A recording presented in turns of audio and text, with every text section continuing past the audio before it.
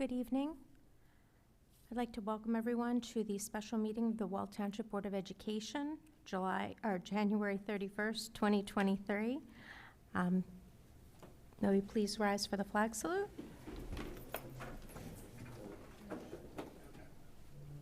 I pledge allegiance to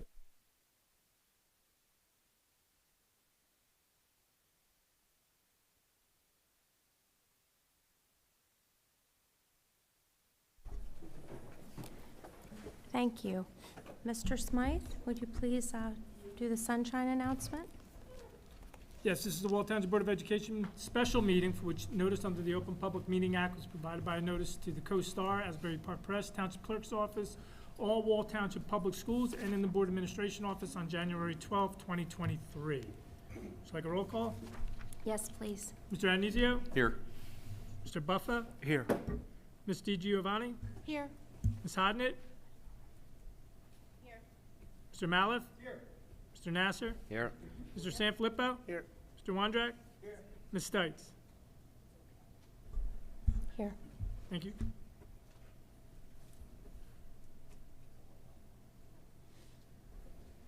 Okay, ladies and gentlemen, at this time, I'm going to be opening the floor for public comment. I'd like to just remind the public that the time limit for comments this evening is 5 minutes. Please come to the microphone and state your name and your address.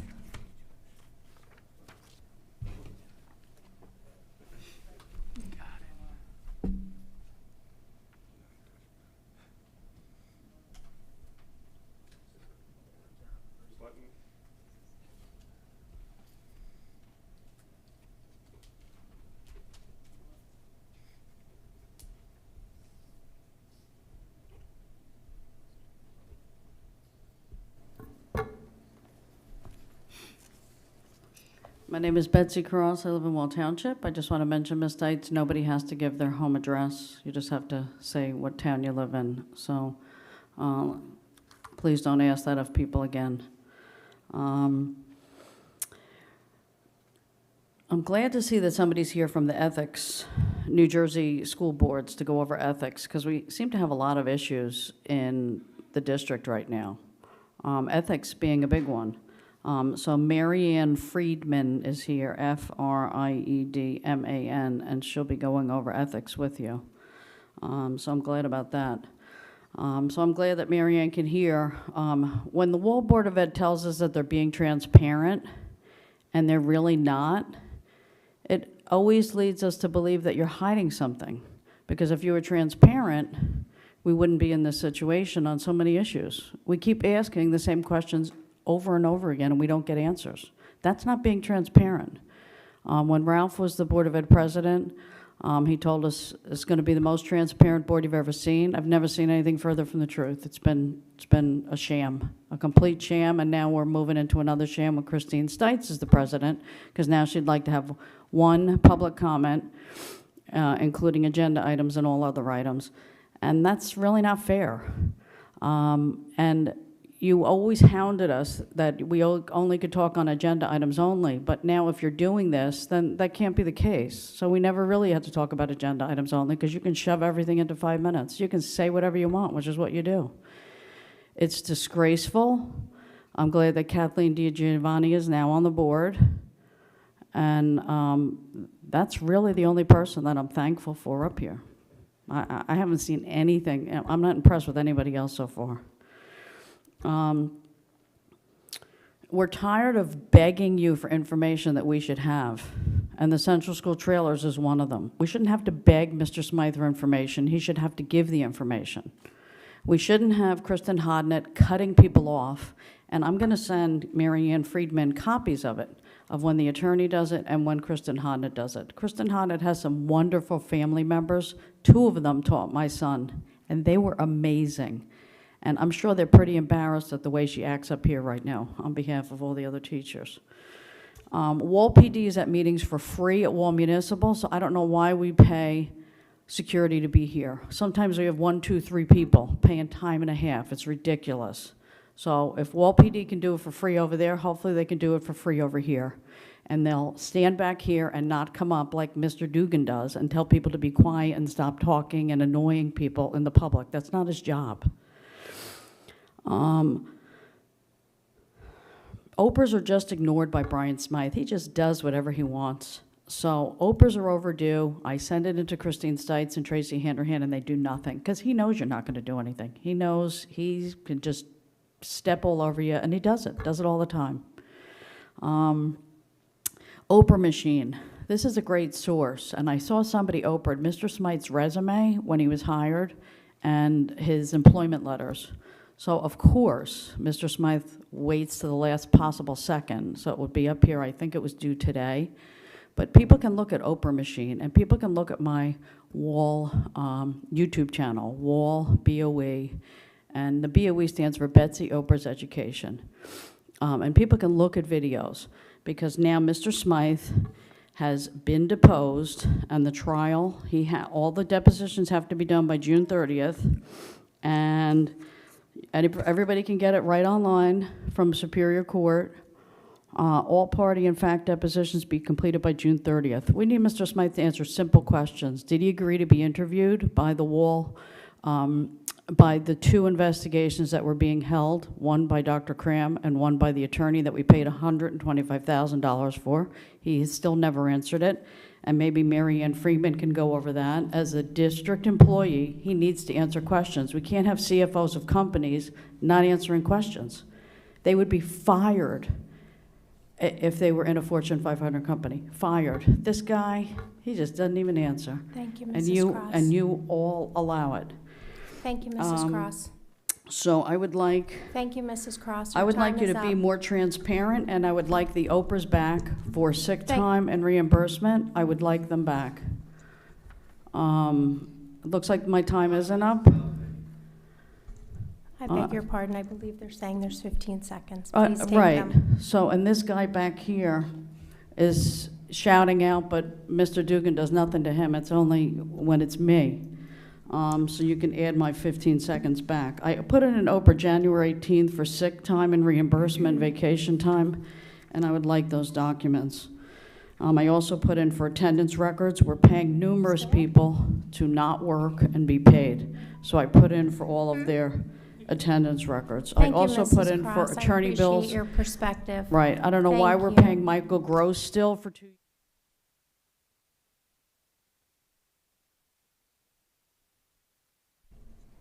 Thank you for sharing your perspective.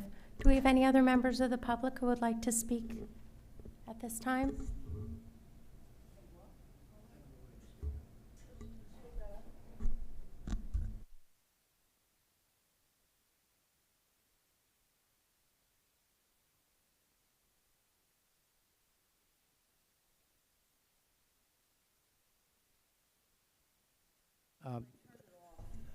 You turned it off? There you go, sir. Is that it? Okay, good. Thank you. Welcome. Thank you. Last meeting I was here, I had confusion as to how I was able to know what was going on because I can't see the agenda. And I thought some kind of accommodation was going to be made for me so I could do that in advance. So I'm completely in the dark. I don't know what I can speak about because I can't see the agenda. It hasn't changed since last time. So apparently nobody made any accommodation for me, or have they? Or is there any plans to do that? I'm not the only person in this area that can't see, so there are other people that you need to make accommodations for. We're citizens, we pay taxes, we have a right to the meeting like everyone else does. Any answers, Mrs. Hanrahan? No? Mr. Smythe? Okay, transparency. Last time I also commented that there are certain individuals that post mean, nasty things on the internet which destroys our community and sets our community against each other.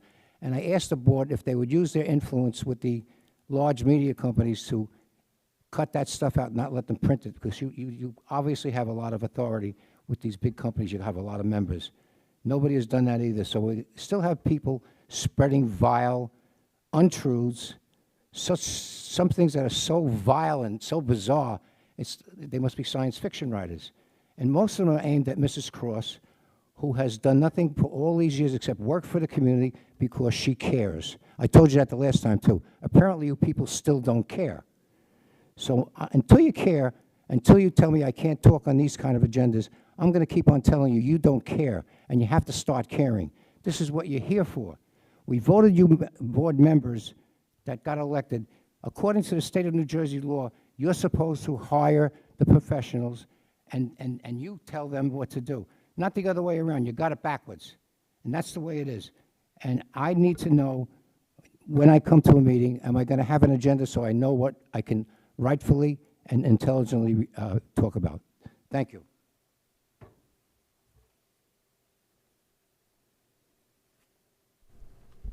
Thank you for sharing your perspective. Do we have any other members of the public that would like to speak? Yeah. Welcome. Welcome. Darren Moore. Do we have any idea what the district spends on Oprah requests each year? Do we have any idea from a lawyer standpoint or from a employee hour standpoint? Like, it takes you guys get 100 requests a year. Each request requires 4 hours, 250 employee, 1,000 employee, and so it's $25,000 a year type of thing. Is there any way for us to identify that? That's my only request. Thank you. Thank you for sharing your perspective. Do we have any other members of the public that would like to speak at this time? Seeing none, we're going to close the floor for public comment. Dr. Handerham? Thank you, Ms. Stites. I would like to make reference to tonight's agenda. Tonight's agenda, tonight is not an action meeting.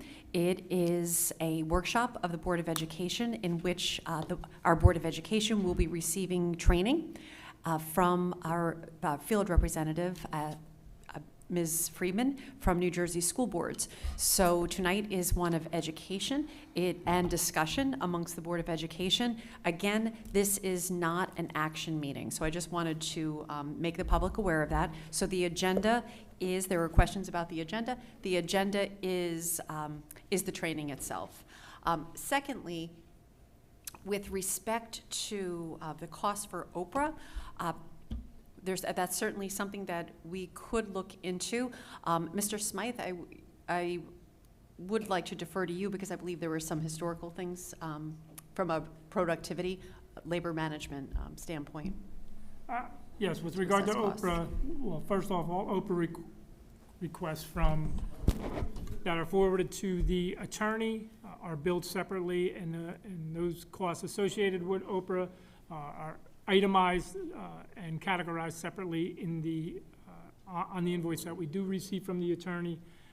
The district does look to maintain, records with regard to the time spent, although there's costs associated with an Oprah that are not in fact tracked to the to the level of detail that perhaps somebody may be asking for. But if the committee or members of the board are looking to have a document created or to identify those costs, that can be definitely something that the district can look into further. One other comment with regard to the agenda, if there's any concern with regard to the agenda being provided, we provide copies at the meeting. The agenda is posted online the Friday before, or before the weekend of each Board of Education meeting. But if there's additional steps that we can take to be able to provide the agenda to any resident or anyone that's interested, please feel free to contact my office, and we'll see what we can do to provide that accommodation. Thank you, Mr. Smythe.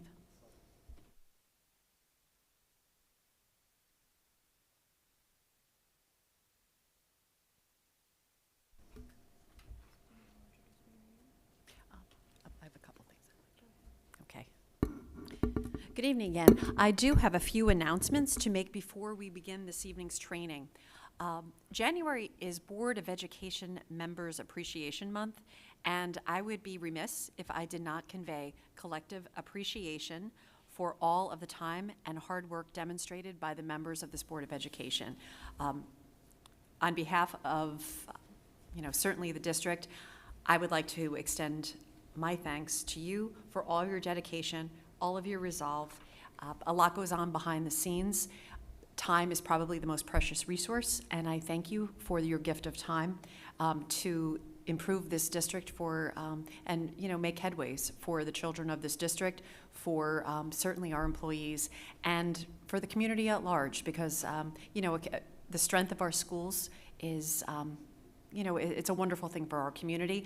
And with every meeting, with every reading, with every training, you're working towards that. So I wanted to certainly thank you for all of your dedication and recognize you on this last day of January for January as Board of Education Members Appreciation Month. I would also like to share that the staff of Central School has organized a blood drive in honor of one of our very, very courageous students. The blood drive will take place on Thursday, March 30th from 4 p.m. to 8:30 p.m. at Central School. Appointments are highly recommended. For details, please visit Central School's website. I would very much like to thank Central School staff for their leadership in this incredibly worthwhile endeavor that will certainly not only benefit the Wall community, but people in medical need everywhere. So I really hope that we have a great turnout, and I hope the turnout is so great we have to schedule another one. So that is what I would love to see. Again, I just want to reiterate that this is not an action meeting. It is a workshop training, and it is one where there certainly will be some education, there's discussion, and our hope is to grow as a result of this meeting. So with that, I'm going to turn this back to our Board of Education President, Ms. Christine Stites. At this time, I would like to welcome from New Jersey School Board Association, Ms. Mary Ann Friedman. She is our board representative for the Wall Township Board of Education. She's already been working with myself as the president of the Board of Education, been very helpful, and hopefully we're going to be able to continue a lot more training as we move forward. I know she's also worked with some of our individual members thus far, and we look forward to having her as a resource for us as a board as a whole. So welcome, and we're going to turn it over to you at this time. Thank you so much. This is very loud, so hopefully I'm not going to blow anybody away. My name is Mary Ann Friedman. I am the field service representative now for Monmouth and Ocean County. I had Hudson, Middlesex, and 20 of the Ocean County districts before, and in April when Kathy Weinkoff left the association. She's still alive and kicking, I'm happy to say. I said at one point, Kathy's no longer with us, and everybody went, oh my gosh. No, she's still alive and kicking and doing very well, and we talk every day.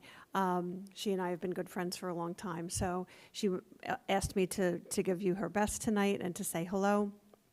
And so it hasn't been a hostile takeover of Monmouth County, I don't think anyway. And it's been great to get to know everybody in Monmouth from a different perspective, because when I was working with Kathy before in Monmouth County, it was to help her with strategic plans.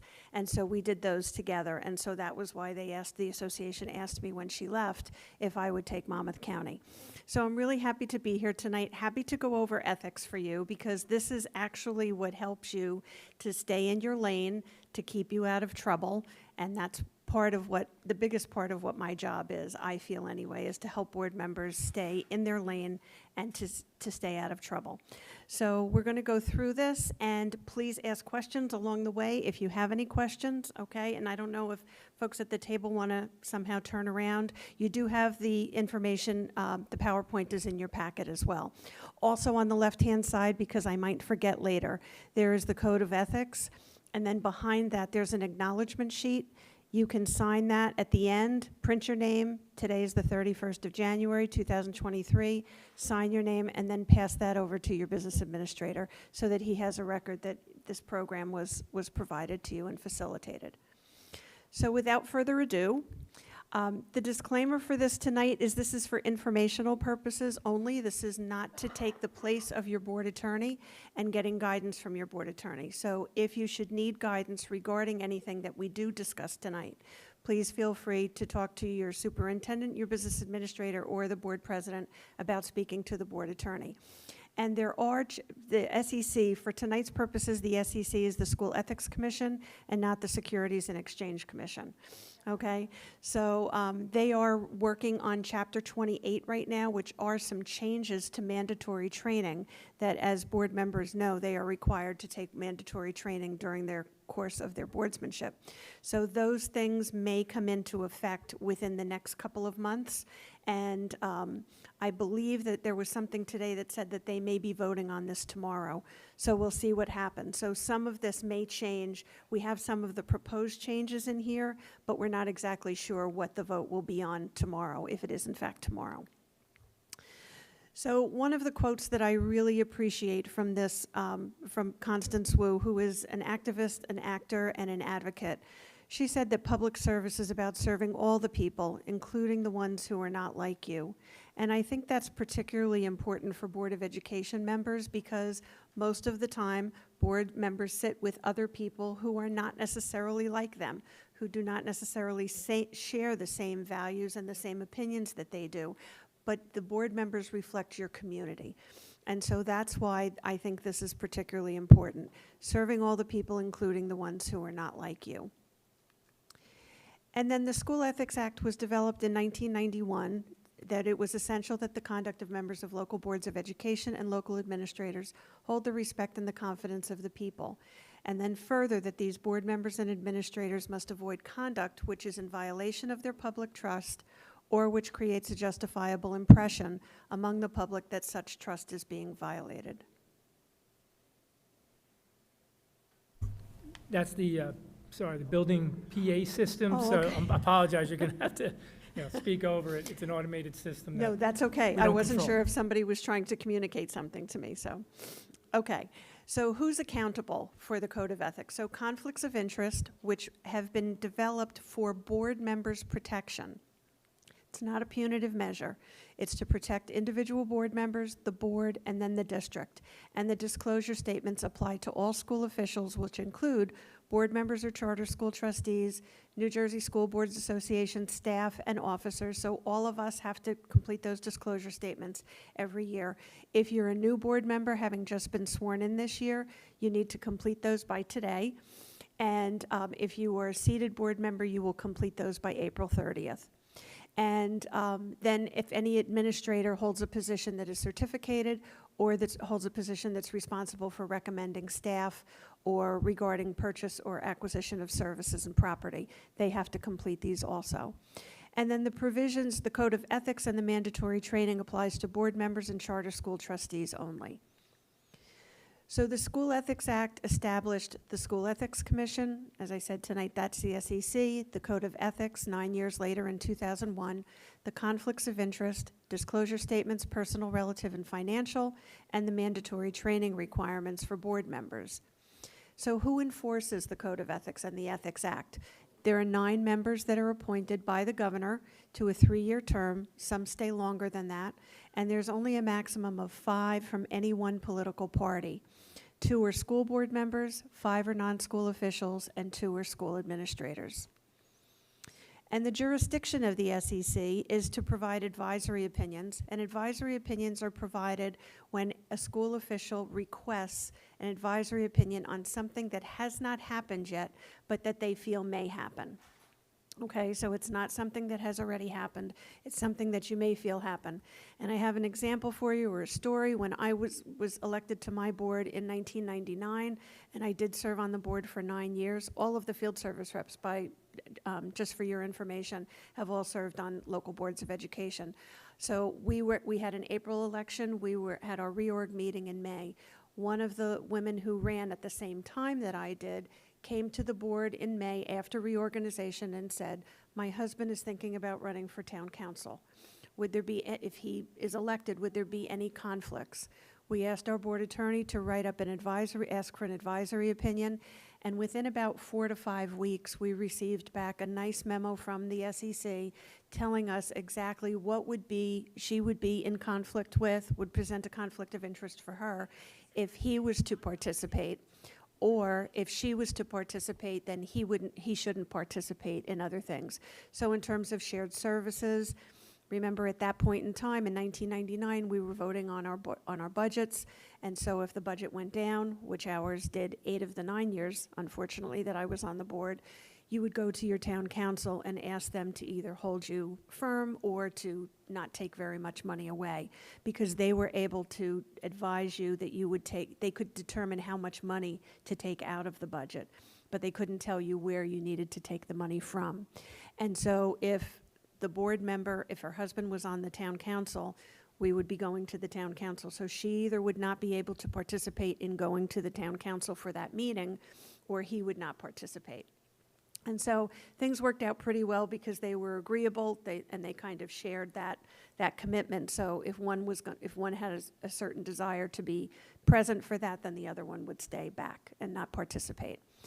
And then ethics complaints are those things that somebody feels there has been a violation of the Code of Ethics, and anybody can file an ethics violation. And that's something that has already taken place. Okay, filing an ethics complaint is not something that is meant to be an easy process. It's not a 5 or 10 minute process. It's not designed so that if you get upset with another board member, that you can go home and file off a charge within 10 minutes. Okay, you need to be able to provide evidence, you need to be able to provide witnesses and things of that sort. So it does take some time, and that's by design, because they really want to avoid any kind of frivolent accusations. The SEC came to we had a couple of the commissioners come to our workshop, our annual workshop in Atlantic City in October of last year, and they gave us the information that on the average, on a yearly average, 85 ethics complaints are filed, and 35 opinions or advisory opinions are usually requested. And the advisory opinions can be made public if 6 members of the SEC vote to make them public. And usually those things are done when they feel it has broad reach to other board members. So what are the penalties if the act has been violated? The SEC makes a recommendation to the commissioner for what they feel the penalty should be, and then the commissioner provides the final agency decision. So a violation could be a reprimand, a censure, a suspension, or removal. And a reprimand is a rebuke by the commissioner that the conduct violated the standard but does not result in a formal resolution. A censure represents a formal resolution by the board. So that has to be read by the board president at a public meeting with what the violation was and who made that violation. A suspension is just that. It's a suspension of usually 3, 6, or 9 months or a year. And the board member would be barred from engaging in any school activities or board activities during that period of time. And then removal is an immediate termination of a board member being a board member, or the administrator's employment. And appeals are heard by the appellate division of the court. So the mandatory training. So most of you are here because you've run for a 3-year term. If you were appointed for under a year, you generally don't have to take year 1's governance until you're elected for a 3-year term. So once you're elected for a 3-year term, in that first year you would take governance 1 or new board member orientation. And that provides really the basic skills and knowledge that New Jersey school boards and the legislature feel are important to you in being able to sit at this table and provide guidance and direction for the superintendent and for the district. So it provides you with skills and knowledge about QSAC, which is the Quality Single Accountability Continuum, which is the monitoring system for all public schools in New Jersey, HIB, harassment, intimidation, and bullying, the CSA evaluation, which is the superintendent's evaluation process, OPMA, which is the Open Public Meetings Act, and the Code of Ethics. And then in year 2 of your first term, you would take governance 2, which has to do with finance and labor relations, negotiations. Year 3 in your first term, you would take governance 3, which talks about the board's role in student achievement. And then any re-election or reappointment year, you would take governance 4, which is legal updates. All of these change somewhat during the year, over time. Gov4 changes every single year because it's talking about legal updates that have taken place in education over the course of the year, and there's always a lot of that happens. NJSBA has been designated by the legislature and the DOE to provide the training, and we provide the training through live sessions, in-person sessions. There are some live virtual, some self-paced virtual, and then in-person sessions.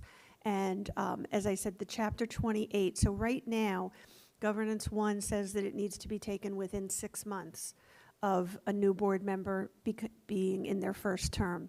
That may change to be completed in 90 days. Okay, so that would be a big change. So we'll have to keep you posted, and please keep watching School Board Notes, which is done weekly for those things, for those updates. The disclosure statements, most of you know, they're for new school officials. You file within 30 days of the start of employment or service, and by April 30th if you're a returning school official. There are personal, relative, and financial disclosure statements, and that's to help you know what you can and can't participate in terms of things that come before the board. So what's the penalty process if there's non-compliance for the training or for the disclosure statements? What the SEC is proposing is that what will happen is we send you, excuse me, NJSBA sends emails to board members over the course of the year, letting you know what mandatory training you should be taking. And then by the end of December, if that hasn't been taken, then we have to send a letter to the SEC, the School Ethics Commission, by the beginning of February that lists who's non-compliant. And that's by law that we have to do that. And we are the folks with the agency that keeps the records on the mandatory training. So what will happen then is the SEC will send out a letter to any board member who hasn't been compliant with their mandatory training and ask for a just cause order. If you take your training after the just cause order but before the SEC decision, so you would get your notice of just cause from the SEC, usually in February. If you take that training then, and it's before the SEC decision, you would be censured. If it comes after the SEC decision, but before the commissioner's decision, you would likely be suspended. And if it comes after the commissioner's decision, you would likely be removed. So I'm going to go through the tenets of the Code of Ethics. There are 10 tenets. And the first is, so what's in the blue section there is what the tenet is for the Code of Ethics, and the standards that are underneath, which I'm not going to go into in a lot of detail, are the things that you would have to provide as evidence that somebody had violated that tenet of the Code of Ethics. So the first is to uphold and enforce all laws, rules, and regulations of the State Board of Education and court orders pertaining to schools. Desired changes shall be brought about only through legal and ethical procedures. And you would have to demonstrate evidence and provide witnesses that somebody did not uphold and enforce all laws, rules, and regulations of the State Board or court orders. B is I'll make decisions in terms of the educational welfare of children and will seek to develop and maintain public schools that meet the individual needs of all children regardless of their ability, race, creed, sex, or social standing. So you would have to prove that somebody went against what was in the best decision, in the best interest of all of the students, and was only in the best interest of certain students. C is confine my board action to policy making, planning, and appraisal, and help to frame policies and plans only after the board has consulted those who will be affected by them. So again, this would be making sure that you could provide evidence and witnesses that somebody did not confine their board action to policy making. This is where that micromanagement can come into play. This one is I will carry out my responsibility not to administer the schools, but together with my fellow board members to see that they are well run. The board has hired the superintendent who is responsible for administering the schools, and the board is one of oversight. And then you evaluate the superintendent every year in the spring on how you feel the superintendent is doing towards the operations and the administering of the schools. I'll recognize that authority rests with the Board of Education and make no personal promises or take any private action that may compromise the board. If personal promises are made or actions taken beyond the scope of what a board member should be doing, then they would have compromised, there is the potential to compromise the board, and an ethics charge can ensue. I'll refuse to surrender my independent judgment to special interest or partisan political groups, or to use the schools for personal gain or for the gain of friends. Dr. Purnell, who just came to us as the executive director of NJSBA, just wrote a great article about boards being nonpartisan. New Jersey is in terms of boards, you will never see a D or an R or an L next to a board member's name on the ballot when you go to the election. And that's for a purpose, because the state feels that your best way of advocating for all students is not to come in with a political party affiliate, even though you have that most often, but to be focused on the students and not on the individual political party. I'll hold confidential all matters pertaining to the schools, which if disclosed would needlessly injure individuals or the schools, and in all other matters I'll provide accurate information, and in concert with my fellow board members interpret to the staff the aspirations of the community for its schools. So I always like to think about I don't think there's anybody here too young to remember the commercials, what happens in Vegas stays in Vegas. Okay, there's some laughter, so you get it. What happens in executive session has to stay in executive session. And there have been cases where board members are not able to participate in executive session because they have a conflict of interest. That doesn't mean that somebody who was able to be there should call that board member on their way home and say, this is what you missed. If they're not in there because of a conflict of interest, it's for their protection as well as for the board's protection. I'll talk about that in a few minutes. H is I'll vote to appoint the best qualified personnel available after consideration of the recommendation of the Chief Administrative Officer. Your superintendent is the person who has the certification, the educational experience, and the experience that in working to be able to make those recommendations to you. Everything on your board agenda should come to you at the recommendation of the superintendent. Every single thing. The only time that something would not come at the recommendation of the superintendent is if you were hiring a new superintendent. If your superintendent was retiring or leaving to go to another district, then you would be going through a superintendent search, and the board would make the recommendation that we appoint XYZ personnel to be our next superintendent. Okay, but everything else comes at the recommendation of the Chief Administrative Officer, Chief School Administrator, Superintendent. They're all considered one tonight. I'll support and protect school personnel in proper performance of their duties. This is making sure that you're not out on the football field or on the baseball field or on the soccer field or in the basketball game talking about staff members and possibly talking about them in a negative way. You need to be able to, the best case scenario is to not talk about school staff. Okay, that's the best case scenario for board members. And you would have to, because just saying something like, you know, well, you overhear a conversation and somebody says, well, my child's having a difficult time. I'll use myself as the teacher with Mrs. Friedman in the second grade class. And if you say, you know what, my child had a difficult time last year too, that could come across to that person as, well, this is a board member, therefore their opinion or their information is more valid than anything else because they have that background information. So it could come across as that you feel that that teacher is not a good teacher, when in fact it may have just been that the student had a difficult year, but you got everything worked out. So just be really, really careful. And really, most of what I'm going to tell you tonight is about being really careful. I'll refer all complaints to the Chief Administrative Officer and act on complaints at public meetings only after a failure of an administrative solution. So this is about that chain of command. And the chain of command is to the lowest level. You want to be able to refer people to the lowest level. So in a district this size, which is not teeny tiny, where that hierarchy is compressed, you would, if it was a parent that called you, you can be empathetic and listen to what the parent has to say, and then ask them if they've spoken to if it's a teacher, if they've spoken to the teacher. If they haven't, please speak to the teacher about this first. If you don't feel that you have resolution at that point, you can go to an assistant principal or a vice principal. Then you can talk to the principal if you don't feel there's resolution. Then it can go to an assistant superintendent, to the superintendent, and the board is the court of last resort. So the thing that you don't want to do, and this is where it gets difficult for board members because you're people who like to help other people. That's why you're here. You want to be able to help the students in the district and the staff. So it can be difficult to take off that "I'm going to help you" hat and I'll go in and speak to the teacher for you or with you. That's not your role, okay? Your role, though, is to be able to refer that person back to the lowest level of the chain because that's where their problem and their issue is going to be resolved most expediently.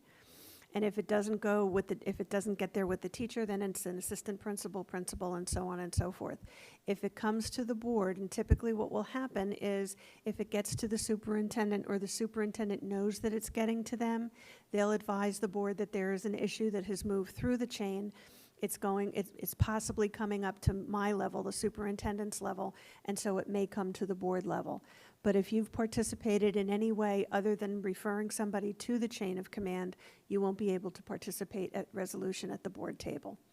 And that doesn't necessarily mean that the parent or the staff member, and I'll tell you what the staff member's chain is also, that they get what they want. It may mean that they understand why they can't get what they want, okay? Because not every complaint is going to have a resolution to it that you can provide. Teachers, if a teacher calls you, and oftentimes these will happen, parents will call you, teachers will call you, you need to refer them to their grievance procedure within their negotiated agreement. So usually there's a building representative, and then they would go to association leadership. Then it would go to the superintendent, and then it would come to the board, okay? So you can listen empathetically, let them know that you do care about the issue. Then after you get off the phone with them or whatever, you need to give a call to the superintendent, a quick email, a quick text. You need to follow your communication protocols for how you communicate with each other, with the superintendent, and let her know that Mrs. Friedman called. She was complaining about her second grade daughter's teacher, and I wanted to let you know that I've referred her back to the chain of command, because that lets the superintendent know that you're doing your due diligence as well. And then she can follow up if she needs to, okay? Any questions so far on any of the tenants? Okay. So what's a conflict of interest? A conflict of interest is if a board member has any financial benefit to either you or to your immediate family on any one of those situations, a business interest or professional activity in conflict, use of position to secure unwarranted privileges, advantage, or employment, financial involvement that may impair your objectivity, service or employment that may prejudice independent judgment, gift, favor, etc., offered with intent to influence or financial gain. And then there are those other considerations as well. If you do have a conflict of interest, you're going to need to recuse yourself from a discussion, not participate in the discussion or the vote. So who's a relative? Who's a family member? An immediate family member under the current statute is a spouse or dependent child residing in the same household. Chapter 28 regulations with the SEC may change that to spouse, civil union partner, domestic partner, or dependent child residing in the same household. Okay, so that's where we have to watch Chapter 28 and what they approve. A dependent child right now by statute is any child that's claimed as a dependent on federal and state tax returns, federal and state. The SEC is proposing any child claimed as a dependent on federal or state tax returns. Okay, so the difference is one is both, the other is one or the other. And right now, a relative is a spouse, natural, or adopted child, parent, or sibling. And you can see that that has been expanded by the nepotism law. It's really all this in a bag of chips. Spouse, civil union, domestic partner, parent, child, sibling, aunt, uncle, niece, nephew, grandparent, grandchild, son, daughter-in-law, son or daughter-in-law, step-parent, stepchild, stepbrothers, stepsisters, half-brothers, half-sisters of the individual or the individual spouse, civil union, domestic partner by blood, marriage, or adoption. So you also have a nepotism policy. All districts have to have a nepotism policy that may go beyond that, but this is the bare minimum, which is a lot, okay?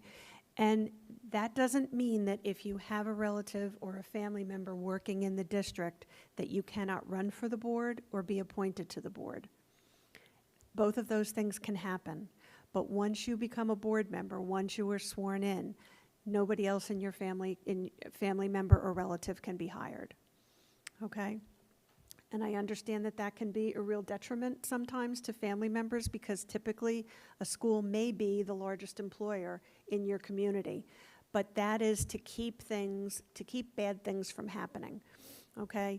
You don't want to put yourself in a situation where you participated in negotiations, say, if you have a family member or relative who works in the district, and somebody could come up to you and say, well, you only voted to approve that 9% increase for the staff because your son or your daughter works here, or your brother or your sister works here, or your spouse works here. So that that's what that conflict protects you from. You wouldn't be able to participate in those things. Once you are a board member or the chief school administrator, you cannot hire a relative of a board member or the chief school administrator, and there can be exceptions to this. So for instance, several years ago, I was working with another district in Burlington County. It was a small district. The school was the largest employer, and they needed a new school nurse. And they had several people, I think they had 5 people that applied for the position, but only one had the proper certification and experience that they needed per their job description. And so the one person who had that experience and those qualifications was the spouse of a board member.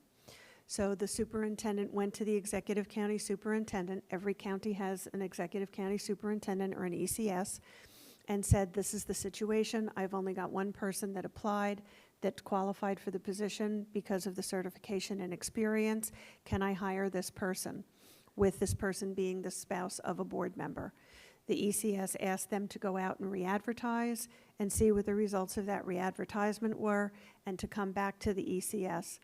Same thing happened with the second advertisement, and so the ECS, based on they are the commissioners' representatives to the county. So the ECS enabled the school district to hire the spouse of the board member. The board member's term was coming up that year anyway, and so they decided not to rerun because they felt that there were going to be so many conflicts that they didn't want to get involved in that. Okay, but if you have a relative already working in the district or a family member, first of all, if it's an administrator, they're not going to be able to exercise any kind of observations or assessments or evaluations over those folks, no authority over them. A board member wouldn't be able to take part in any employment decisions that have to do with anybody that's in the chain of supervision over their family member. Okay, so you may not be able to participate in a principal and an assistant principals, personnel matters of principals and assistant superintendents, and definitely not the superintendent, because the superintendent is responsible overall for everybody in the district. And then if you were to be going out for a superintendent search and you had a family member or relative working in the district, you wouldn't be able to participate in the hiring of a search firm, nor the selection or vote to hire the new superintendent, or any contract negotiations or any personnel decisions about that new superintendent or the superintendent then moving forward. So if you have a family member or relative that works in the district, you're not going to be able to participate in the superintendent's evaluation or any matters pertaining to the superintendent's personnel matters, anybody in the chain of supervision over your family member or relative, and you wouldn't participate in discussion or in vote on any of those things, okay? So with collective bargaining, that's another area that can pose conflicts. If the relationship to the board member is a spouse, a dependent child who's not dependent, a child that's not dependent, or a relative that works in the district, you wouldn't be able to participate in negotiations, and you wouldn't be able to vote to ratify the contract. If it's yourself that works in another district, your spouse, or a dependent child that works in another school district, you likely wouldn't be able to participate in negotiations, but you may be able to vote to ratify the contract if there are no other conflicts, and if that family member or yourself doesn't have leadership in abilities or authority in the other district at the negotiations table. Okay, so if your family member is seated at the negotiations table in that other district, you're generally not going to be able to vote to ratify the contract. But otherwise, if they're just a teacher in another district or an administrator that's not part of negotiations for that district, you would be able to vote to ratify the contract. Absent any other conflict, and after the memorandum of agreement, the salary guides and the total compensation package had been attained. And then if it's a child, not dependent, or a relative that works outside of the district in another district, you would probably be able to participate in negotiations and probably be able to vote to ratify unless, again, absent another conflict, after the memorandum of agreement and salary guides and total compensation was attained. Okay, other possible conflicts, members are not in the unit, but the terms of their employment is linked. So that's where you have situations where somebody's working, your family member or relative is working in another school district, but everything falls under the umbrella of the NJEA. If somebody is supervised by employees in the unit, or if the immediate family member or relative has heightened union involvement, that's that being at the negotiations table. And then A1018 was an advisory opinion. Back, I think it was right after I started at the association, which was in 2008, so maybe it was 2010, the SEC came out and said that any candidate for a board position who was endorsed by their local union would not be able to participate in negotiations in their first year of their first term. And there were lots of situations that happened where the union, endorsed somebody, not at the candidate's bequest, but they endorsed somebody and they provided signs and all kinds of things. That would keep somebody off of being at the table, at the negotiations table or on the negotiations committee for their first year. And that happens sometimes not at the board member's request. So NJSBA had been advocating for years, if that happens and a board member, a candidate, has not asked for that endorsement and has not received any financial benefit to that, would this person still be kept off of negotiations? And initially it was yes, but now it's that they will take each case under advisement as an individual case and take it on a case-by-case basis. So that's been an advancement. So filing considerations for the SEC, what they're considering in considering the filings that are dismissed, they review the facts in light of the most favorable to the complainant. The question before the SEC is whether the complainant has pled sufficient facts, which, if true, could support the finding that the named respondent was in violation. And they really do want to remind all members of the public that the commission is not a medium through which grievances, vendettas, grudges, or sour grapes are to be filed. Okay, so no frivolous complaints. And whoever files a frivolous complaint, if it's deemed frivolous by the SEC, can have up to a $500 fine. So you want to be careful with that.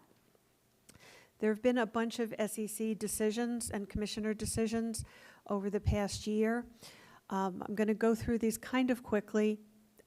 During a superintendent search, a board member was asked at a PTA meeting if the board's first choice declined the offer, would the board consider the acting superintendent? The board member said that it was unlikely since the assistant superintendent wasn't invited back for a second round of interviews, and also told the PTA that it might be difficult for the acting superintendent to hold staff members' feet to the fire. The board member did agree that they revealed confidential information. As you're probably aware, or many of you probably are, a search process is completely confidential. None of that information can be spoken about in open public. It was considered a violation, and the penalty was a reprimand, and they're awaiting the commissioner's final decision. The other was a board member emailed the coach and superintendents, you probably saw this in the papers, demanding a full explanation as to why some football players took a knee during the national anthem. The superintendent clarified that it was the player's right and not a conduct violation. The board member continued to press, quote, "If you think for 1 minute I'm going to let this disrespectful stunt go, you're wrong. As an elected official, you're disrespecting me and forgetting who is your boss." They demanded action. The superintendent was investigating, and they spoke about this. The penalty was a censure, and that was the final commissioner's decision, because they got involved in trying to manage the district and trying to operate the district when the superintendent was clearly capable of doing so. Excuse me. This one you might remember too. A teacher in a district publicly commented about the health and safety COVID-related concerns in returning to full-time in-person instruction 5 days a week. A board member forwarded to the superintendent screenshots received of this teacher in Cancun, indicating the health concerns were disingenuous and anticipated the superintendent would be having a discussion regarding this whole process. The board member then went on to respond to a parent and said that appropriate response to the individual was taking place by the superintendent. They were found to be in violation of the Code of Ethics because they potentially compromised the board with the superintendent's decision that hadn't been made yet because the investigation was ongoing. And the member, by responding to the parent, acted on the complaint at a time or place other than at an advertised board meeting with a quorum of the board, legally advertised board meeting with a quorum of the board. That was a reprimand, and they are awaiting commissioner's decision on that one as well. This one, a board member shared a Facebook post and news articles to his personal Facebook page related to Muslim culture and faith that were described by the board attorneys as racist, incendiary, and offensive. The member added comments, terrorists 100%, quote unquote, and my life would be complete if she or they die. The posts were received national attention. You probably saw this. And members of the public and the students felt that they were very uncomfortable in the district because if board members felt this way, they were concerned about their safety. It was deemed to be a violation, and it was a censure because the member is no longer on the board. And that was the final commissioner's decision as well. 2 board members voted on a settlement agreement that resolved litigation filed against them in their personal capacities. The members argued that they were reimbursed for their legal fees, so received no greater benefit than any other board member, and followed legal advice. The SEC contended that regardless of the direct financial liability, a reasonable member of the public could justifiably believe that their objectivity was impaired, and the reliance on legal advice in that case was not considered a defense, but was factored into the penalty, and it was a reprimand, and that is the commissioner's final decision. A board member failed to recuse herself from an executive session discussion of a legal matter, which was an Oprah lawsuit, to which she had a conflict of interest. In the matter, she was asked to provide iPad and cell phone screenshots. It was publicly stated that the settlement of the suit would be discussed in executive session, so the decision of the member to attend the executive session, regardless of what was actually discussed, was considered a violation because, again, the general public could perceive that this was that there was advantage here for that person and that they were taking part in a conversation that they shouldn't have been. That was a censure, and that is the commissioner's final decision as well. Is it me, or is this text getting smaller and smaller? A board member's daughter works as a per diem substitute in the district, permitted by an exception in the district's nepotism policy. The board member approved a significant financial payment bonus for the superintendent, who's ultimately responsible for all staff in the district, including substitutes. So the board member did participate in the discussion and the vote. It was deemed to be a violation, and the penalty was a reprimand, and they are awaiting the commissioner's decision on that.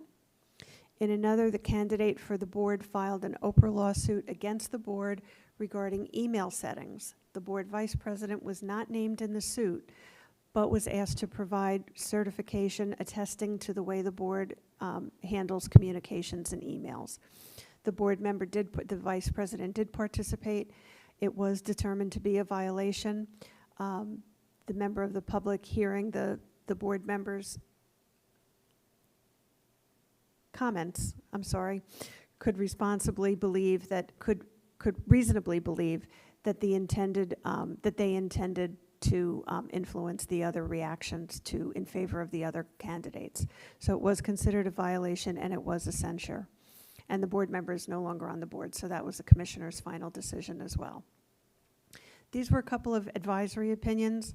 A board member is a full-time bus driver in another district, doesn't pay dues to the local NJEA affiliate, local education association, but the employment terms are governed by the bargaining unit.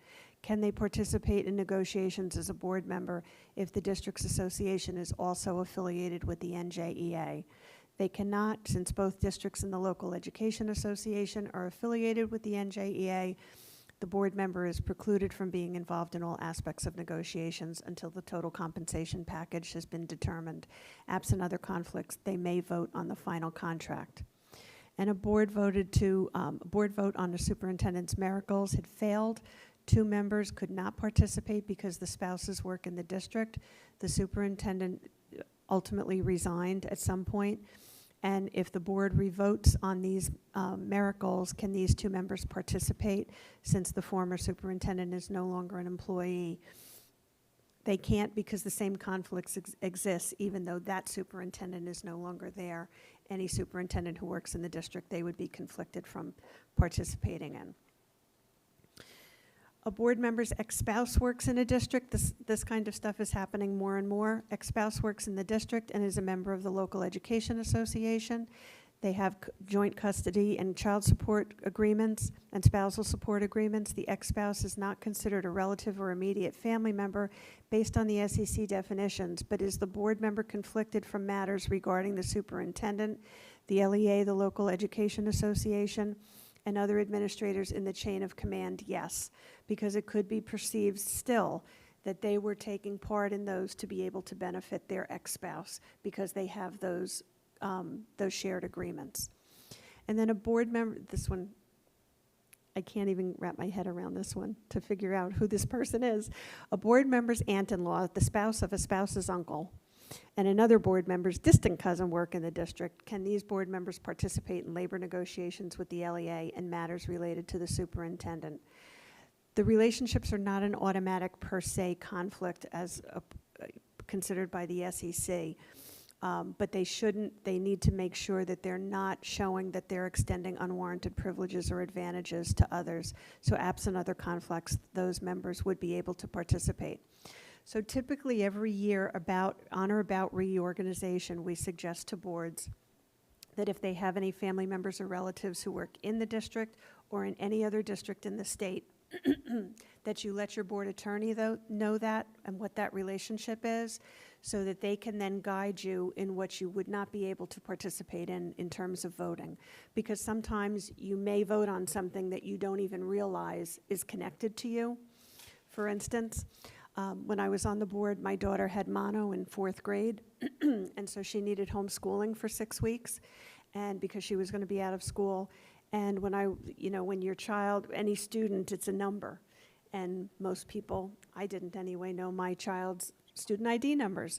So student ID number was there. I had looked at it, seen homeschooling, didn't even dawn on me that that might be my daughter's. And as I was walking into the board meeting, our BA came over to me and said, "Mary Ann, this is Eva. This is homeschooling for Eva, so you can't vote on your own child's homeschooling. So you can vote on everything else, but you need to recuse yourself from that one." Okay, so that's where your business administrator and your board attorney really can help to provide you with guidance on what you may or may not be able to participate in. This one was 4 other separate opinions. Excuse me. Board members either work or volunteer in organizations that interface with school districts, and so they were seen to be a potential conflict, but not a per se conflict. And you can read what that was all about. They would need to recuse themselves from discussions or votes of the employer or competing entities in the same services. Can't represent the employer in the district or with board members or with staff. Shouldn't provide any information to staff or to the board members about their company that they're working for. And they would violate the act if they directly solicited financial contributions or donations. So that was pretty clear cut. Volunteering in the school, most people who sit on the board have come from volunteering in the schools, and you are volunteering your time here as a board member, and we certainly appreciate that and recognize that, and thank you for all that you do. And I'm grateful that Dr. Handerhan also read basically the resolution for the school board member recognition for this month in January. But if you are going into the classroom at the request of the teacher for Read Across America or to share your profession or something like that, that's fine. Just let the superintendent know that you're going to be in the building on this particular day and you've been asked to come in. There was an example that I had several years ago with a rather large district. They had 5 elementary schools. 3 of the elementary schools had class parents who were only asked to come in once a month. Okay, that would be fine, as long as you're not directing students, directing staff, taking money, being seen as responsible for students or staff or anything else. The other 2 elementary schools wanted their class parents to be in the classroom 2 to 3 days a week. That would be a problem, okay, because you could be considered enmeshed in the building. Somebody could feel that as they saw you, that you might be staff. As you know, you can't be a staff member in the district and be on the board. Excuse me. So you have to take a look at all of those things. And generally just get in touch with the superintendent if you're asked to come in, just to make sure that it's not going to be so frequent that you might be considered enmeshed in the building. Yes? Would you like a water? Yes. I'm sorry. Thank you.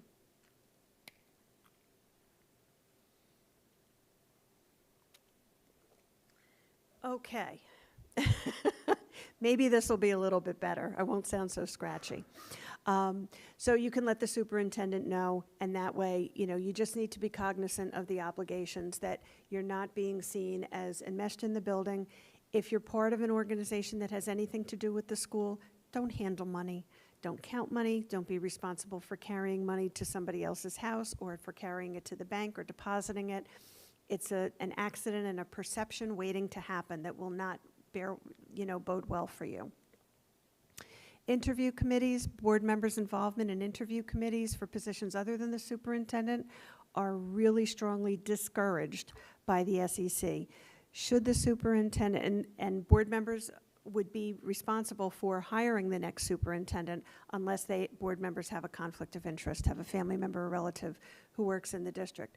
Should the superintendent decide to bring in other stakeholder groups and would like to have 1 or 2 board members sit at the table during the interviews, you would be able to do that as long as the superintendent made that decision. There were not more than 1 or 2 board members there. This whole process was coordinated by an administrative liaison, whether it be the superintendent or an assistant superintendent or a principal. Your participation is really limited to observations and assessments, and it's the final decision of the superintendent. It's solely within her purview as to who's being hired. So you would not want to go back to the superintendent and say, well, I recommend this person be hired. Okay, that's not what you can be there to observe, but not to make the recommendation to the superintendent. Social media. This has caused a lot of problems in a lot of districts and with a lot of boards. School officials don't violate the code of ethics just merely by engaging in social media, okay? You do have First Amendment rights, and the SEC obviously honors that. But you do need to be considerate of whether a reasonable member of the public could perceive that the school official or board member was speaking in their official capacity or pursuant to their official duties. So this is not in this is the extra sheet that was in the front of your packet, the SEC Commissioner decision. There was a board member that posted content on a blog in 2020 that contained deliberate, repeated, and unnecessary attacks of the qualification, salary, and general employment of a tenured teacher in their district. It was considered to be a violation by the SEC. It was a 6-month suspension. It was a gross misrepresentation in the post. It was meant to interfere with negotiations and framed policies and plans before the board consulted those that would be affected by them. The board member smeared and verbally attacked a staff member in a publicly accessible forum that diminished the board's integrity and may intimidate the public to address the board, and it harmed the staff member's ability to properly teach and perform their obligations. The board member did use the disclaimer that I'm going to go over with you next, and argued that his rights as a private citizen were being violated, and that the disclaimer that he used said that he was not speaking on behalf of the board. The SEC found, though, that the content of the blog rendered the disclaimer meaningless. And this was the first time that we heard that from the SEC. So this is where content matters really became very important. So depending on what you're speaking about in any posting that you have, if you are not using the disclaimers and you are constantly referring to yourself as a board member being on the board, it can render that disclaimer meaningless. And they felt that the average person, it was not convincing that this person was speaking as a private citizen. So the disclaimer is, the following statements are made in my capacity as a private citizen and not in my capacity as a board member. The statements are also not representative of the board or its individual members and solely represent my own personal opinions. When we had the two commissioners that came to workshop over in last October, they went so far as to say that any board member making any public statement on any social media post should use this disclaimer, whether it has anything to do with board business or district business or not. A lot of people feel that that's an overstepping and overreaching, but remember, this is for your protection so that you can't be accused, okay? And just remember that that content really does matter. And while the SEC may or may not be able to sanction derogatory speech, the voting members of the public have the power to choose who they feel is most fit to serve. So the statement itself could render the disclaimer meaningless based on the content.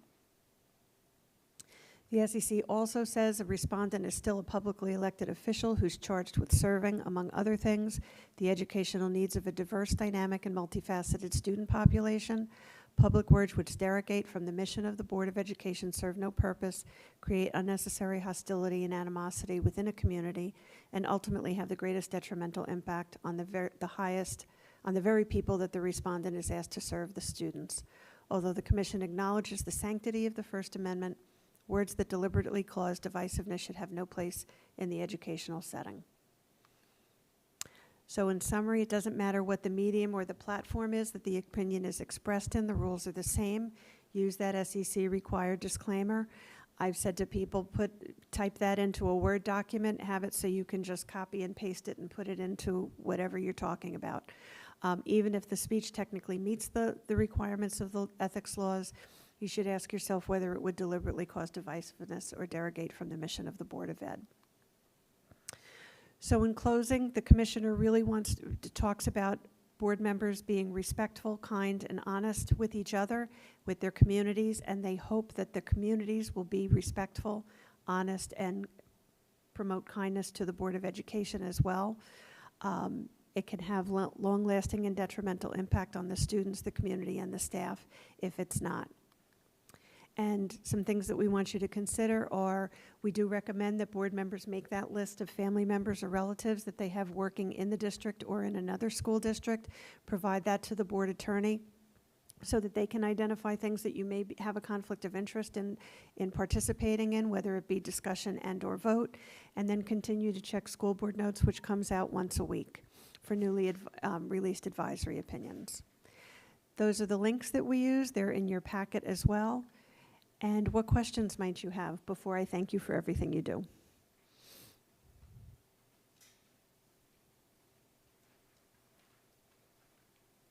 Questions?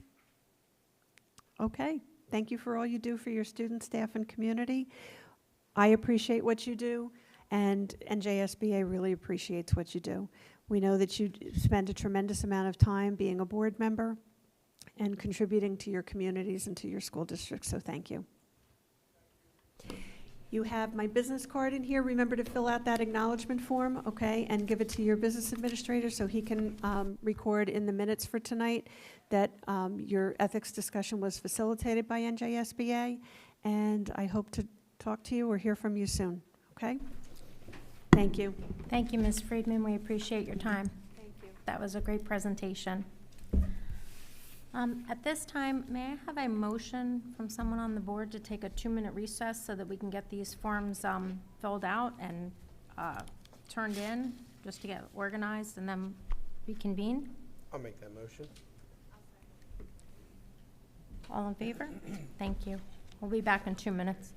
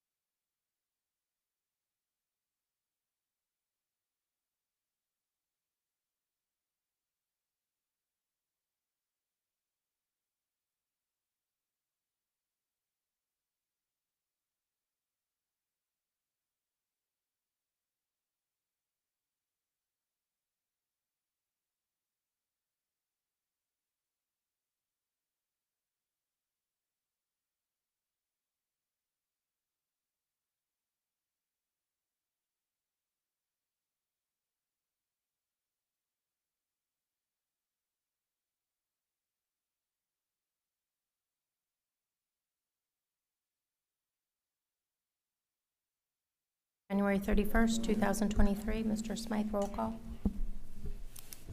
Mr. Adenizio? Here. Mr. Buffa? Here. Ms. Di Giovanni? Here. Ms. Hodnett? Mr. Maliff? Here. Mr. Nasser? Here. Mr. Sanfilippo? Here. Mr. Wondrak? Ms. Stites? Here. Thank you. Okay, so Noting you left. this is a working meeting. Not going to look to take a lot of the board's time, but we are having a meeting that is observed by the public. I would like to ask the members of the board to consider the public participation at our meetings in terms of public comment. In terms of how the meeting is conducted, obviously that's currently written into policy. I did think that it was valuable to consider as a board how the public is going to participate, because obviously they're our community and it is important that we hear them. We did have a first reading of the policy 0164 at our last meeting, as I'm sure we all recall, and I have been contacted by various members of the board to kind of discuss where people fall. And I wanted to give us an opportunity, as an opportunity as a group to maybe have some discussion that we did not have in the previous meeting. Because I know that it can be an intimidating kind of a situation, but the fact of the matter is that we're all here for a reason, and we need to come to some kind of a consensus that meets the needs of the board as we conduct business and meets the need of our community. It is something that I think needs to be revisited potentially by our policy committee so that we go forth thoughtfully. As you know, we currently have a public comment section prior to our action items to give the public an opportunity to speak to us prior to voting. And then currently we have a public comment that is located at the very end of the meeting after all business is already taken care of.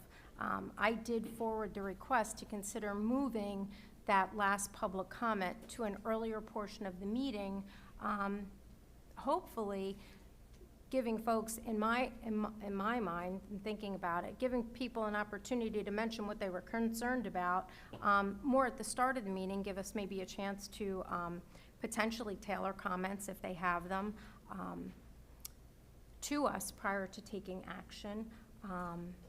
And also in the past it has been expressed that when public comment comes on all matters at the very end of the meeting, people are then forced to stay an entire board meeting to have the opportunity to address a board, where if we move that comment section earlier, people, who potentially have got different things going on at home, might have a chance to speak to the board, and then if they need to excuse themselves from the remainder of the meeting, do that.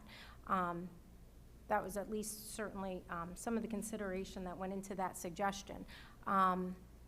It has been reviewed by the policy committee, and I just wanted to give us as a group, while we're all sitting together, an opportunity to maybe discuss maybe some of your concerns, if you have any, or suggestions, because I think it's important that we workshop as a group moving forward, if you'd like to do so at this time. So since we had a few minutes tonight, I wanted to put that on the table. Mr. Sanfilippo. I would just like to say that I do think the board was being thoughtful to the fact that public comments at the beginning of the meeting might give some people availability to come in and say what they needed to say initially. If you hear the side building door, that's because there's basketball games going on over there. There's probably 4 or 5 different basketball games and all sorts of different things that people are running around to do. It's probably a little bit easier to get there at 7:30 than wait till, sometimes 8:30, 9 o'clock, 10 o'clock. And, that was my understanding of what the board was looking to achieve with that. I do think in the last meeting it got morphed into something that I don't think the board had intended. There was certainly not any I think, malice intent to silence people or prevent people from talking. I would say that we, I think, need to have one or the other, because if we split it and have 2 minutes and 50 seconds at the beginning and 2 minutes and 50 seconds in the end, then it's just not going to be conductive or conducive to the meeting. So those are my thoughts on it. There were some folks that I think, last meeting, had some good comments to the fact that, like, hey, sometimes there's stuff that happens during the meeting that I would like to get through at the end. I think those comments are also coming from people that generally stay from the beginning of the meeting to the end of the meeting. And from my experience on the board, there's a time period when I've sat here and we've been talking about bus depots and things like that, and there's 40, 50 people out in the audience that don't want to wait 2.5 hours, and we're elderly and we're, chomping at the bit to say what they needed to say, and still had to spend a couple hours waiting for the board to conduct their business and then finally have their say at the end. And, if you go back and listen to it or watch it, people were upset. Why do we have to stay here for all of these hours? There's going to be things, I think, that sort of like single pulse items that people are going to come to the board meeting for, and they might not have come to a board meeting ever before. Might be their first board meeting. So they might be wondering again, why do I have to wait 2.5 hours before? Can't I just come here and say what I wanted to say? So, I mean, those are my thoughts. I think that that lots of times things we discuss and try to figure out, which have sort of like a helpful mindset, get twisted and brought into some kind of deceptive means and methods, which I don't think exists at all in any member of this board. So those are my thoughts. Thank you. Thank you. Do we have any other members of the board that would like to share any thoughts on Mr. Maliff? I don't think my microphone is working, so I'll just try to be Is it working now? I can be loud. Yeah,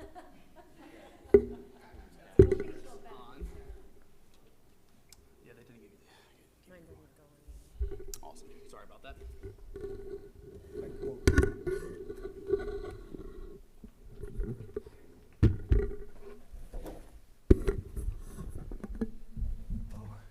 Thank you, Madam President. I agree with, too loud. I agree with Mr. Sanfilippo that I think that giving people at the very beginning of the meeting an opportunity to speak may actually encourage more participation in the meeting. It would also, I've also found in being at these meetings that there's sometimes some confusion over what can be said at the beginning of the meeting when it's agenda items, when it's often, sometimes the comments morph into areas that are not necessarily actionable that evening, and that perhaps causes some of the interruptions in the speaking. So by giving the citizens an opportunity to speak on anything at the beginning of the meeting, I think that may encourage actually more participation rather than less. I will say that although I am fully ready to support the policy as we put into the first reading the last time, I would consider having a very, very brief amount of time at the conclusion of the meeting, let's say 2 minutes, where people who have been at the meeting have had the opportunity to sit at the meeting and compose their thoughts throughout the course of the meeting, having seen what has gone on at the meeting, and then have the opportunity at the end of the meeting for a brief period of time to just perhaps refocus on some of the things that have been conducted during the meeting, or to just make a final comment or emphasize something that they felt. I fully agree that I don't think that we should try to make people stay for 2-3 hours at a meeting, to wait to the very end of the meeting just to speak on issues. I fully support putting public comment on any issue right up to the beginning of the meeting so that they can get out there. But I would consider, giving an opportunity for a very brief final comments at the end of the meeting. Those would be my thoughts.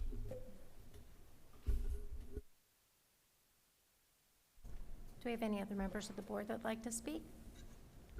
I just wanted to do a point of clarity. Yes, ma'am. I think we're talking about a few different policies. So the policy that was part of last month's agenda was about when public comment would occur in the meeting and how many could occur. So that was it had nothing to do with time of the public comment, which is a separate policy. And, I think it's worth discussing. I also have questions, like Mr. Maliff's idea was interesting to me, and I was wondering, because I don't have that other policy fresh in my mind at the moment, when you decide on the number of minutes, which Wall has a high number of minutes compared to other districts in New Jersey for public comment, is it the same number of minutes for every public comment? Are you able to differentiate between an agenda action item and open public comment? The other thing I've said since I've joined the board, so I've watched board meetings when I thought about becoming a board member, and then I've joined the board, the meetings are confusing. It's hard for us to know what's an agenda action item. So when I think of the community coming to participate, and I'm thinking what it feels like to be in a local arena and step up to share your thoughts, it would help if we provided some clarity. I don't know how to do that, and I know we're still trying to figure it out, but I think sometimes we all wouldn't be able to name what's an action item on the agenda. So providing maybe the details of that at the start of the meeting so people don't feel like they're being shut down when they get to the podium might be helpful. Thank you. And for clarity, the conduct of the meeting is policy 0164, and that was on last meeting's agenda. In terms of time, that is part of public participation in board meetings 0167. Currently, it's 5 minutes for all. That is correct, Right, 5 so- minutes for all, correct. So if we were going, For each public yes. comment. Thank you. Good word. Ms. I think it DiGiovanni? might be helpful also to the public if we included on the agenda the conduct of the meeting, because it doesn't apply only to the board, it applies to the public as well. And I think if the public has some guidance on what would be an appropriate comment for a meeting, then that might help in streamlining, how that individual crafts their comments. There are other avenues that we could also include at the bottom, say, if you feel that your comment doesn't fit into what would be appropriate for a board meeting, you have other avenues. You can email, you can write a letter, you can make a phone call. I don't know if the phone call will be received, but an email and a letter would be better. So if you give the public the opportunity to understand what the conduct of the meeting is and what they should or should not maybe be talking about per se, and then maybe tailor some other things in an email or a letter, that might be helpful as well. Do we have anyone else who'd like to share any thoughts or concerns? I'd like to. I would just, Yep. before Adam does, just to that point, we do provide a copy of policy 0167 at the board meeting, so, it's the board's policy on public participation, so it sets the time, it kind of gives some guidance on what should be said and what should not be. Also on the agenda, on each agenda, we have the contact information for the superintendent of schools and the business administrator, so if anybody does have a follow-up or wants to contact the school district with any additional concerns or comments, they have the contact information to do so. Mr. Nasser? All right, so I have some very different thoughts on what we're talking about here. First off, I'd like to point out that the ethics code was written in 1991. And the one thing that we haven't talked about is, why do we have public comment? And public comment predates the ethics code, predates, for a very long time, the modern way that we do things here in school districts. And, why do I bring that up? Because the world has changed a lot. social media is the primary way people are communicating in open forums right now.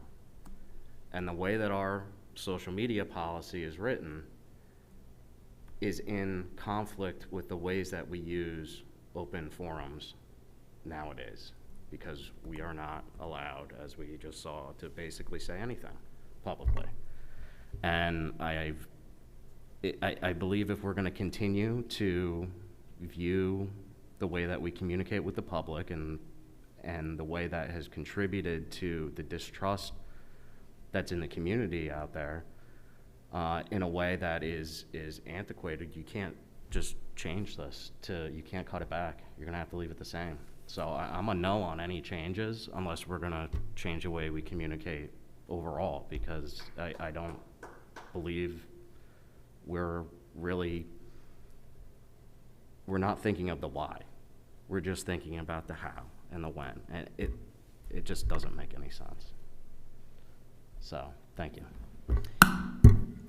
Can I interject? So when we had the social media vote 5.5, 6 years ago, something like that, I think that Ken and I and Ralph were probably the only three that voted against it, because at that point in time, it seemed to me, and I was a very new board member at that period of time, that it was like taking away from my right to free speech. I think, as we just saw, the problem is that if you have, a whole bunch of people who support being able to, engage in social media in a pleasant manner, in a very informative manner, however which way it is, right? My concern is that you're going to have another half of the percentage that are going to tear you down. You know what I mean? So that's the hard part, is to really thread that needle where everybody's very happy with all of the things that Well, you post. Let me build on that, because my biggest issue is what the definition of social media is within our policy right now. And that is basically any communication that is not face-to-face. It is such an overbearing, overbroad definition that doesn't make sense in this day and age, that really the only interaction besides talking to somebody face-to-face is during a public comment. That's the only availability. So if I'm expected to uphold not being on social media, which I have admittedly have not been very good at, because during certain times there's additional clarification that's needed out there in that other public forum, I just feel that cutting back on that is disingenuous to the problem and disingenuous to the reason of public comment even existing. That portion within our policy. Madam President, are we, just to clarify, because I'm trying to wrap my head around this, are we talking about reducing the amount of public comment, or moving the location of the public comment within the meeting at this point? Which is that I believe that's what we're looking towards.